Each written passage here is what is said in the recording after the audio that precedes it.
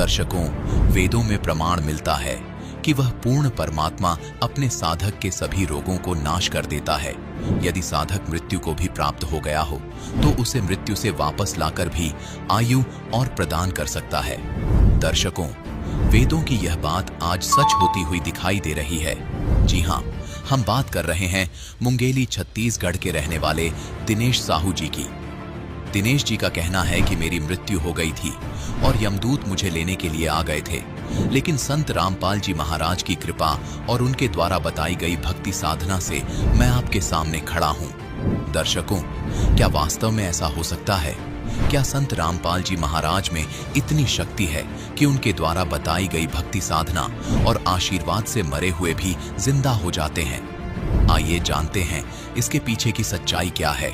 सुनते हैं दिनेश साहू जी की कहानी, उन्हीं की जुबानी। दर्शकों, वेदों में प्रमाण मिलता है कि वह पूर्ण परमात्मा अपने साधक के सभी रोगों को नाश कर देता है। यदि साधक मृत्यु को भी प्राप्त हो गया हो तो उसे मृत्यु से वापस लाकर भी आयु और प्रदान कर सकता है। दर्शकों, वेदों की यह बात आज सच होती हुई दिखाई दे रही है। जी हाँ, हम बात कर रहे हैं मुंगेली छत्तीसगढ़ के रहने वाले दिनेश साहू जी की। दिनेश जी का कहना है कि मेरी मृत्यु हो गई थी और यमदूत मुझे लेने के लिए आ गए थे, लेकिन संत रामपाल जी महाराज की कृपा और उनके द्वारा बताई गई भक्ति साधना से मैं आपके सामने खड़ा हूं। दर्शकों, क्या वास्तव में ऐसा हो सकता है?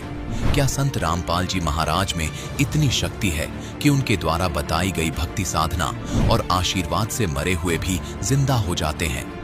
आइए जानते हैं इसके पीछे की सच्चाई क्या है। सुनते हैं दिनेश साहू जी की कहानी, उन्हीं की जुबानी।